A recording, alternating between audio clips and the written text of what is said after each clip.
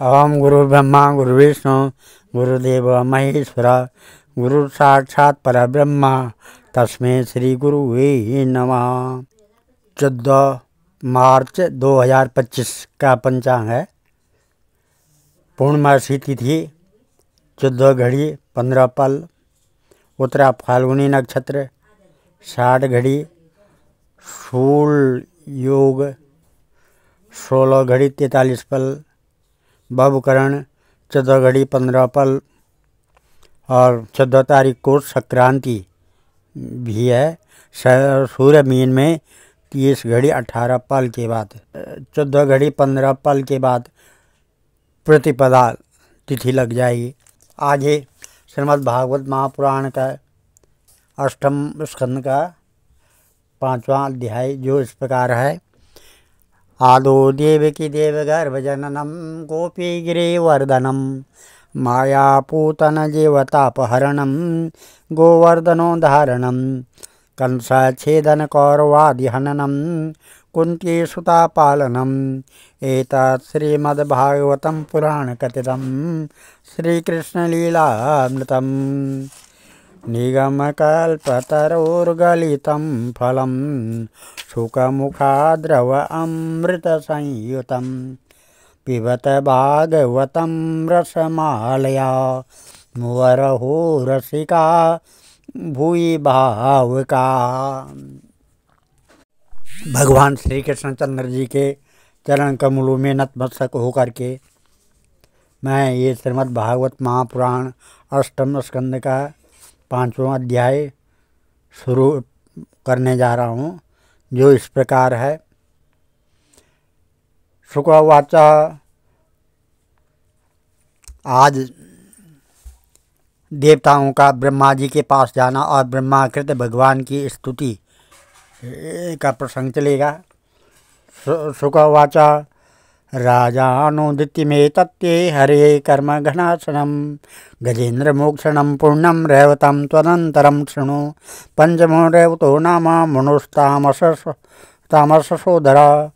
बलिविन्द्यादयस्तस्या सुता अर्जुन पूर्वका विभुर इंद्रिय सुरगणा राजन भूतारयादय हिरण्यरोमा वेदशिरा ऊर्ध्वभावादयो द्विजा पत्नी विकुंठा सुभ्रशा वैकुंठे सुरसत्तमे तयो स्वकलया यज्ञे वैकुंठो भगवान स्वयं वैकुंठो कल्पितो येन लोको लोका नमस्कृता रमया प्रार्थमानेन दिव्या तत्प्रियकामया तस्यानुभावकथितो गुणाश्च परमोदया भूमान् रेणुन् मे यो विष्णुर्वर्णयेद्गुणान् षष्ठश्च चक्षुषो पुत्रा चाक्षुषो नाम वे मनु पुरुष शुद्धुम्न प्रमुखा चाक्षुषात्मजा इंद्रो मंत्र द्रुमस्तत्र देवा अप्यादयो गणा मुनयस्तत्र वे राजन् हविष्यान् वीरकादयः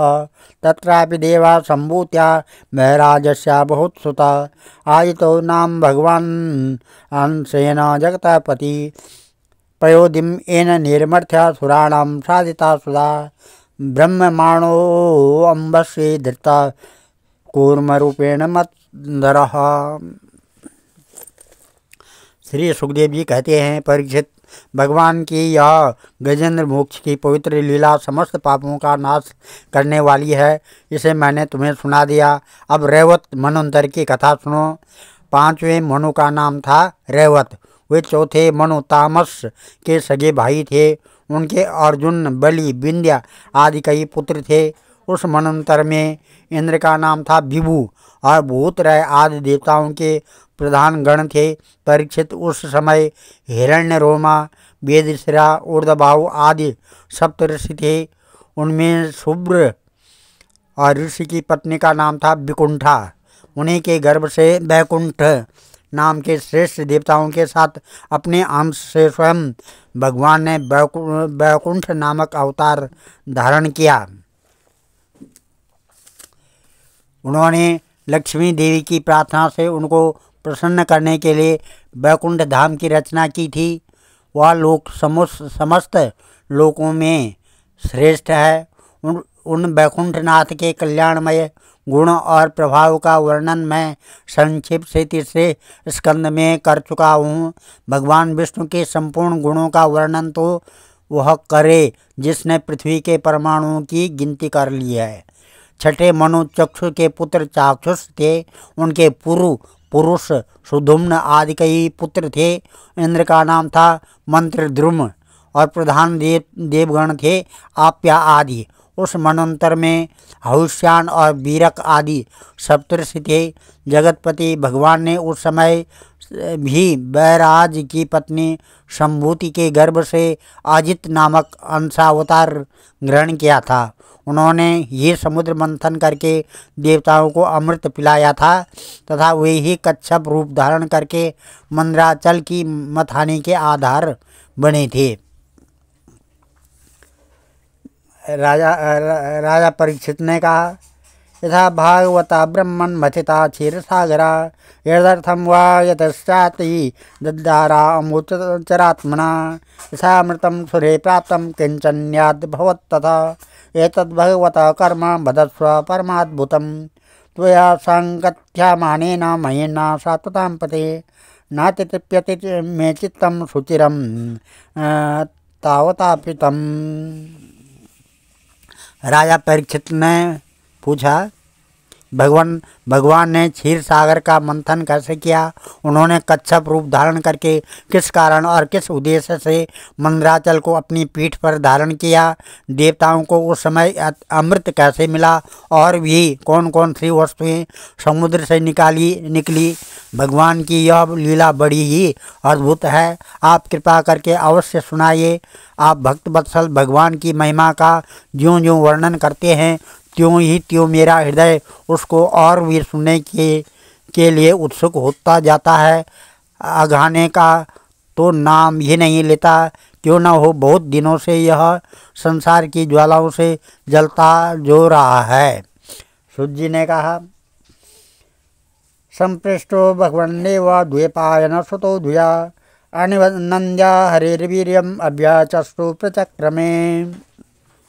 इधर सूत जी 88,000 मुनि बेताओं को इसी कथा को सुना रहे हैं। सूत जी कह रहे हैं कि शौनक आदि ऋषियों, भगवान श्री सुखदेव जी ने राजा परीक्षित के इस प्रश्न का अभिनंदन करते हुए भगवान की समुद्र मंथन लीला का वर्णन आरंभ किया। श्री सुखदेवाच, यदा युद्धे सुरदेवा बाध्यमाना सितायुधये गतासो निपतिता न्यायोत्तिष्ठेन स्म भूयसा यदा दुर्वाससा शापात् सेन्द्रालोकाश्रयो निप निःसृकाश्चाभवस्तत्र निःसुरिज्यादया क्रिया न साम्ये तत्सुरगणा महेन्द्र वरुणादया नाद्यगच्छन्त स्वयं मंत्रैर्मन्त्रयन्त्रो विनिश्चितं ततो ब्रह्मसभां जग्मुर्मेरो मूर्धनि सर्वं विज्ञापया चक्रो प्रणता परमेश्वरे स विलोकेन्द्रिया वादीनानि सत्वान् विगत प्रभान् लोकान् मंगलप्रायान् सुरनयथा विभु समाहितेन मनसा सस्मरन् पुरुषं परम् उवाचोत्फुल्लवदनो देवांशो भयात्परः। श्री सुखदेव जी कहते हैं कि परीक्षित, जिस समय की बात ये उस समय की बात है कि उस समय असुरों ने अपने तीखे शस्त्रों से देवताओं को पराजित कर दिया था। उस युद्ध में बहुतों के तो प्राणों पर ही बन गई आई। वे रणभूमि में गिरकर फिर उठ न सके। दुर्वासा के शाप से तीनों लोग और स्वयं इंद्र भी श्रीहीन हो गए थे। यहाँ तक कि यज्ञ यागादि धर्म कर्मों का भी लोप हो गया था। यह सब दुर्दशा देकर इंद्र वरुण आदि देवताओं ने आपस में बहुत कुछ सोचा विचारा, परंतु अपने विचारों से वे किसी निश्चय पर नहीं पहुंच सके। तब वे सबके सब सुमेरु के शिखर पर स्थित ब्रह्मा जी की सभा में गए और वहां उन लोगों ने बड़ी नम्रता से ब्रह्मा जी की सेवा में अपनी परिस्थिति का विस्मृत विवरण उपस्थित किया। ब्रह्मा जी ने स्वयं देखा कि इंद्र वायु आदि देवता श्रीहीन एवं शक्तिहीन हो गए हैं। लोगों की परिस्थिति बड़ी विकट संकटग्रस्त हो गई है और असुर इसके विपरीत फल फूल रहे हैं। समर्थ ब्रह्मा जी ने अपना मन एकाग्र करके परम पुरुष भगवान का स्मरण किया। फिर थोड़ी देर रुककर प्रफुल्लित सुख मुख से देवताओं को संबोधित करते हुए कहा, अहम भवो यूयमथो सुरादयो मनुष्यतिर्यग्द्रुमघर्म जातया ईशावतांसारंस कला विसर्जिता व्रजाम सर्वे शरणं तमव्ययम् न यस्य बद्यो न च रक्षणीयो नोपेक्षणीया धरणीय पक्ष अथापि सर्गास्थितिसंयमार्थं दत्ते रजस्तसत्त्वतमांसि काले अयं च तस्य स्थितिपालनक्षण सत्त्वं जुषाणस्य भवाय देहिनां तस्माद् भजामा शरणं जगद्गुरु स्वानं सनोदाशति शं सुरप्रियः।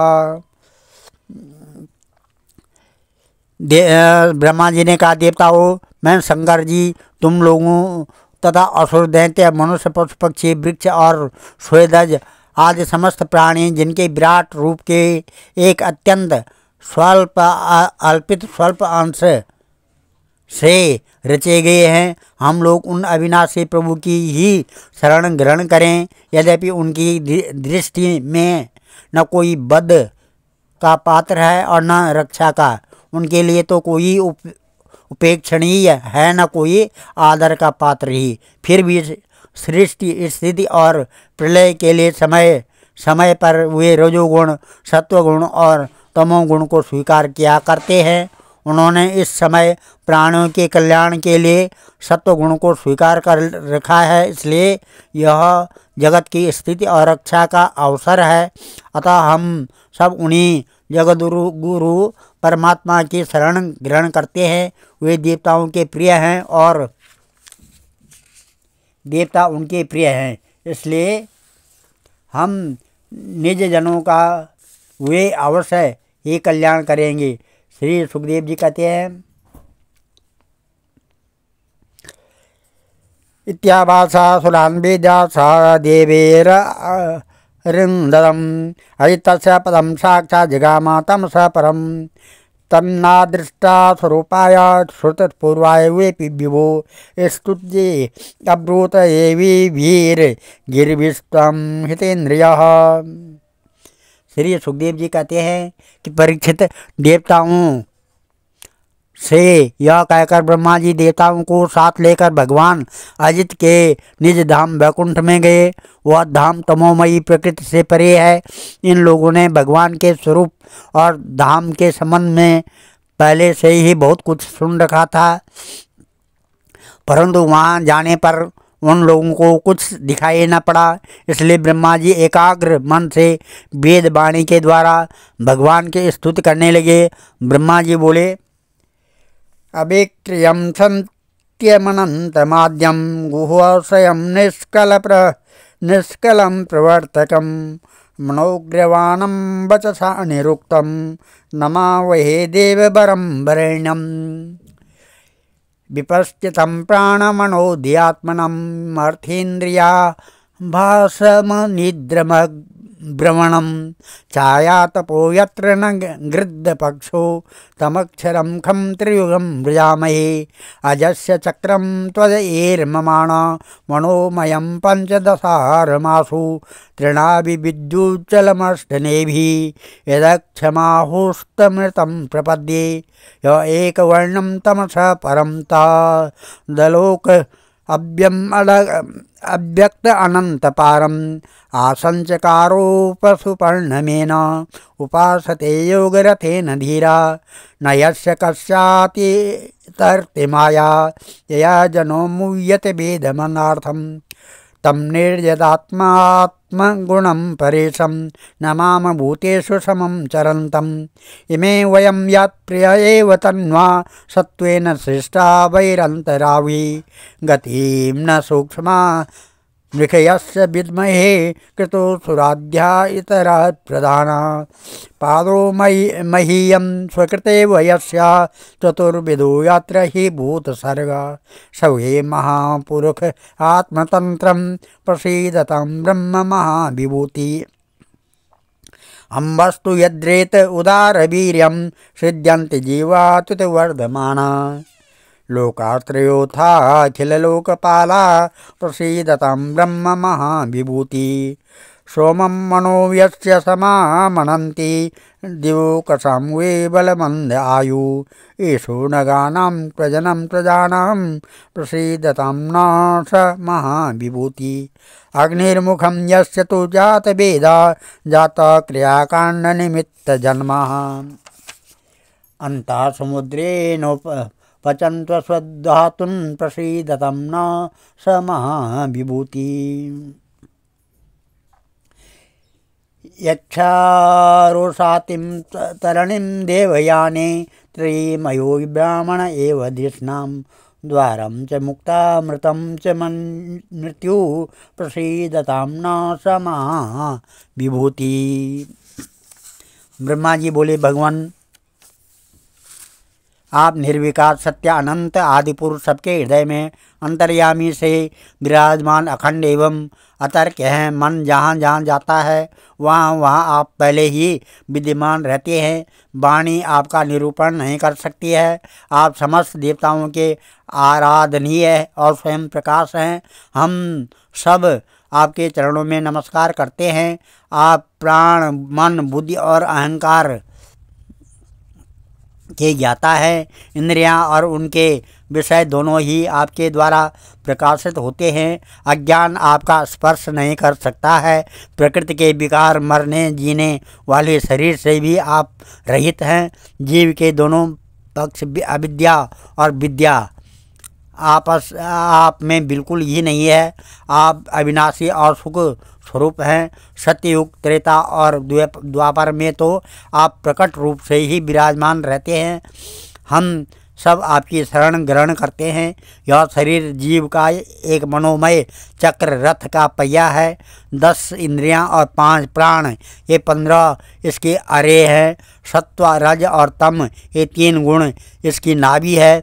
पृथ्वी, जल, तेज, वायु, आकाश, मन, बुद्धि और अहंकार, ये 8 इनमें नेमी पहिए का घेरा है। स्वयं माया इसका संचालन करती है और यह बिजली से भी अधिक शीघ्रगामी है। इस चक्र के धुरे हैं स्वयं परमात्मा, वे ही एकमात्र सत्य हैं। हम आपकी शरण में हैं, जो एकमात्र ज्ञान स्वरूप प्रकृति से परे एवं अदृश्य है, जो समस्त वस्तुओं के मूल में स्थित अव्यक्त है और देश, काल अथवा वस्तु से जिनका पार नहीं पाया जा सकता है। वही प्रभु इस जीव के हृदय में अंतर्यामी रूप से विराजमान रहते हैं।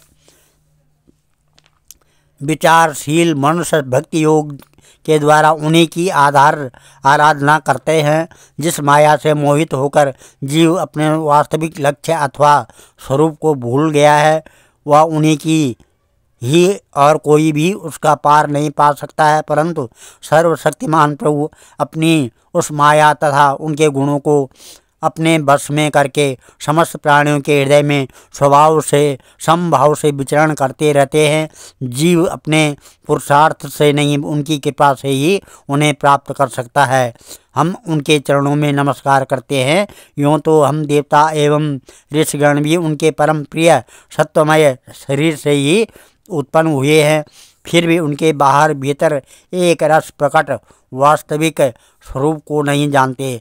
तब रजोगुण एवं तमोगुण प्रधान असुर आदि तो उन्हें जान ही कैसे सकते हैं।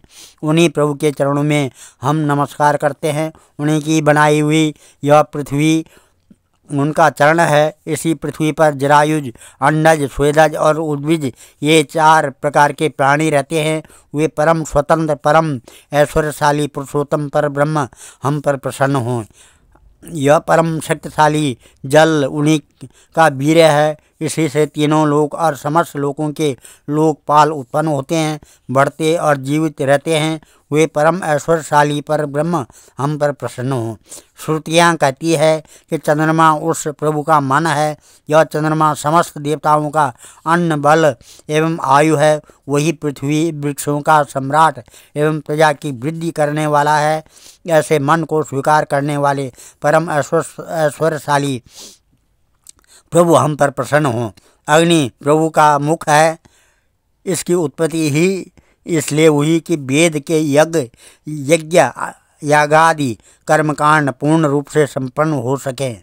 यह अग्नि ही शरीर के भीतर जठराग्नि रूप से और समुद्र के भीतर वडवानल के रूप से रहकर उनमें रहने वाले अन्न जल आदि धातुओं का पाचन करता रहता है और समस्त द्रव्यों की उत्पत्ति भी उसी से हुई है। ऐसे परम ऐश्वर्यशाली भगवान हम पर प्रसन्न हों, जिनके द्वारा जीव देवयान मार्ग से ब्रह्मलोक को प्राप्त होता है, जो वेदों की साक्षात मूर्ति और भगवान के ध्यान करने योग्य धाम है, जो पुण्य लोक स्वरूप होने के कारण मुक्ति के द्वार एवं अमृतमय हैं और काल रूप होने के कारण मृत्यु भी है। ऐसे सूर्य जिनके नेत्र हैं, वे परम ऐश्वर्यशाली भगवान हम पर प्रसन्न हों। प्राणात् भूतयश्च चराचराणां प्राणसो बालम ओजस्स वायु अन्वास्मत्सम्राजमिवानुगा वयं प्रसीदतां न स महाविभूति श्रोतादिशो यस्य हृदयस्य सुखानि प्रजगिरेखं पुरुषस्य नाभ्या प्राणेन्द्रियात्मा सुररीकर्केतं प्रसीदतां न स महाविभूति बलान् महेन्द्रास्त्रिदशा प्रसादा मन्योर्गिरीशो दिशणाद्भिरञ्चि खेव्यस्य छन्दा इखयो मेढताका प्रसीदतां न स महाविभूति श्रीवक्षसा पितर छाययास यास्वन् धर्मास्तनादितर पृष्ठतो भूता धौर्यस्य शिष्टोऽप्य सरसो विहारात् प्रसीदतां न सह महाविभूति विप्रो मुखं ब्रह्म च यस्य गुह्यं राजन् आसीत् भुजयोर्बलं च उवाडिर्विरोडो जाङ्घ्रिरभेदशूद्रो प्रसीदतां न स महाविभूति लोभोदरात् प्रीतिरूपर्यभूतिर्दुति नस्तापसभ्यस्पर्शेन कामा भ्रूर्यम पक्ष भवतु काला प्रसीदतां न स महाविभूति द्रव्यवयकर्म गुणान् विशेषम् उद्योगमाया वेतान् वदन्ति यद्दुर्विभाव्यं प्रौधापबाध्यं प्रसीदतां न स महाविभूति नमस्तु तस्मा उपशान्तशक्ते स्वराज्यलाभात् प्रतिपूरितात्मने गुणेषु माया रचितेषु वृत्तिभिः न संयमानाय नभस्वदूतैः। प्रभु के प्राण से ही चराचर का प्राण तथा उन्हें मानसिक शरीर शारीरिक और इंद्रिय संबंधी बल देने वाला वायु प्रकट हुआ है। वह चक्रवर्ती सम्राट हैं तो इंद्रियों के अधिष्ठात्री देवता हम सब उनके अनुचर हैं। ऐसे परम ऐश्वर्यशाली भगवान हम पर प्रसन्न हों, जिनके कानों से दिशाएं, हृदय से इंद्रिय गोलोक और नाभि से वह आकाश उत्पन्न हुआ है, जो पांचों प्राण अपान उदान समान और व्यान, दसों इंद्रियां, मन, पांचों असु, नाग, कूर्म, कृकल, देवदत्त और धनंजय एवं शरीर का आश्रय है। वे परम ऐश्वर्यशाली भगवान हम पर प्रसन्न हों, जिनके बल से इंद्र, प्रसन्नता से समस्त देवगण, क्रोध से शंकर, बुद्धि से ब्रह्मा, इंद्रियों से वेद और ऋषि तथा लिंग से प्रजापति उत्पन्न हुए हैं। वे परम ऐश्वर्यशाली भगवान हम पर प्रसन्न हों, जिनके वक्षस्थल से लक्ष्मी, छाया से पितृगण, स्तन से धर्म, पीठ से अधर्म, सिर से आकाश और बिहार से अप्सराएं प्रकट हुए हैं। वे परम ऐश्वर्यशाली भगवान हम पर प्रसन्न हों, जिनके मुख से ब्राह्मण और अत्यंत रहस्यमय वेद भुजाओं से क्षत्रिय और बल जंगाओं से वैश्य और उनकी वृत्ति व्यापार कुशलता तथा चरणों से वेद बाह्य शूद्र और उनकी सेवा आदि वृत्ति प्रकट हुई है, वे परम ऐश्वर्यशाली भगवान हम पर प्रसन्न हों। जिनके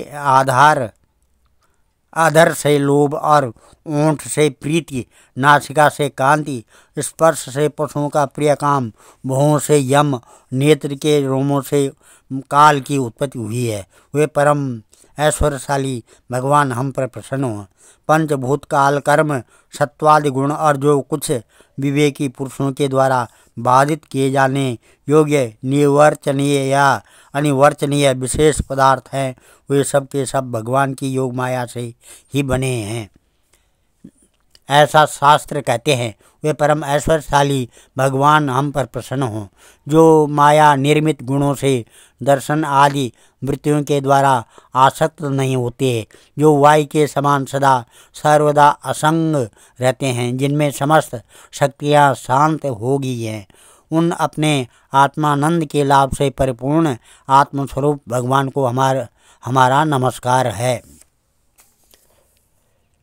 स्वत्वन्नो दर्शयात्मानं स्मत्करणगोचरं प्रपन्नानां विदिदिक्षूणां सस्मितं ते मुखाम्बुजं तैस्ते स्वेच्छेति ते रूपे काले काले स्वयं विभो कर्म दुर्वेशं यन्नो भगवान् तत्र करोति क्लेश भूर्याल्प साराणि कर्माणि विफलानि या देहिनां विषयार्थानां न तथैवार्पितं त्वयि नावमं कर्म कल्पोऽपि विफलायेत चरार्पिता कल्पते पुरुषस्यैव स्वात्मा दयितो यथा हि स्कन्धशाखानां तरोर्मूलावचेक्षणम् एवम् आराधनं विष्णो सर्वेशम् आत्मजं हि नमस्तुभ्यम् अनन्ताय दुर्वितर्क्यात्मकर्मणे निर्गुणाय गुणेशाय सत्वस्थाय च संप्रतम्।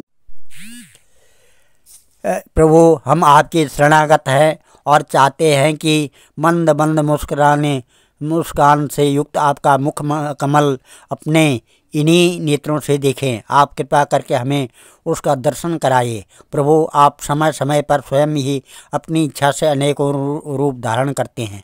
जो काम हमारे लिए अत्यंत कठिन होता है उसे आप सहज में ही कर देते हैं। आप सर्वशक्तिमान हैं, आपके लिए इसमें कोई सी कठिनाई नहीं है। विषयों के लोभ में पड़कर जो दिया अभिमानी दुख भोग रहे हैं, उन्हें कर्म करने में परिश्रम और क्लेश तो बहुत अधिक होता है, परंतु फल बहुत कम निकलता है। अधिकांश में तो उनके विफलता ही हाथ लगती है, परंतु जो कर्म आपको समर्पित किए जाते हैं उनके करने के समय ही परम सुख मिलता है। वे स्वयं फल रूप ही है।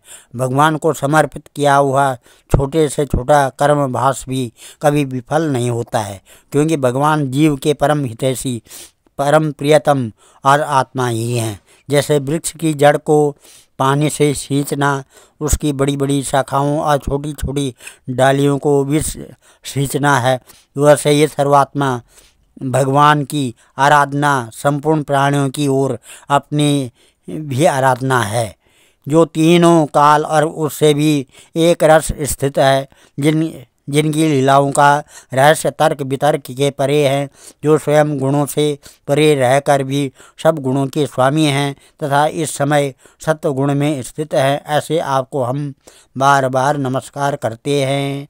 आज हम इस अध्याय को यहीं पर समाप्त करते हैं और कथा को यहाँ पर विराम देते हैं। कल 6वां अध्याय से श्रीमद् भागवत महापुराण के 8वें स्कंद का 6वां अध्याय होगा, जिसमें देवताओं और दैत्यों का मिलकर समुद्र मंथन के लिए उद्योग करना, परिश्रम करना है। ओम नमः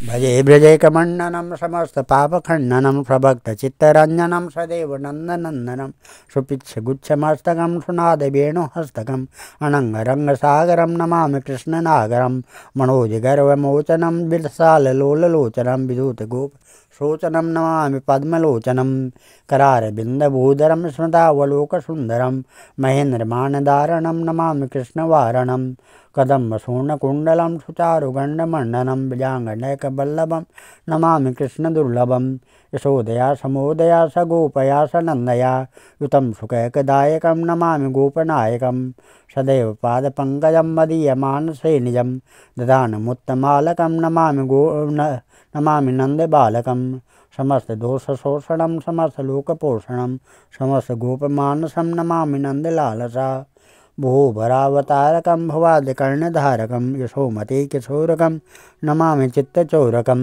दृगन्तकान्तभङ्गिनं सदा सदाल्यसंज्ञिनं दिने दिने नवं नवं नमामि नन्दसम्भवं गुणाकरं सुखाकरं कृपाकरं कृपापरं सुरदुषीनिकन्दनं नमामि गोपनन्दनं नवीनगोपनागरं नवीनकेलिलम्पटं नमामि मेघसुन्दरं तडित्प्रवालसत्पटं समस्तगोपनन्दनं हृदम्बुजेकमोदनं नमामि कुञ्जमध्यगं प्रसन्नभानुशोभनं निकामकामदायकं दृगन्तचारुसायकं रसालवेणुगायकं नमामि कुञ्जनायकं विदग्धगोपिकामनो मनोज्ञतल्पसायिनं नमामि कुञ्जकानने प्रविद्यवन्यपानीयं किशोरिकान्तिरञ्जितं दृगजनं सुशोभितं गजेन्द्रमोक्षकारणं नमामि श्रीविहारिणं यदा तदा यथा तथा तथैव कृष्णसत्कथा मया सदैव गीयतां तथा कृपा विधीयतां प्रमाणिकाश्चकाद्वयं जपत्यदित्यया पुमान् भवेत् नन्दनन्दने भुवे भुवे सुभक्तिमान् ध्येयं सदा परिभवग्नमविष्टदोऽहं तीर्थात् पदं शिवभिरञ्जनुतं शरणं भृत्यातिहं प्रणतपालभवाब्धि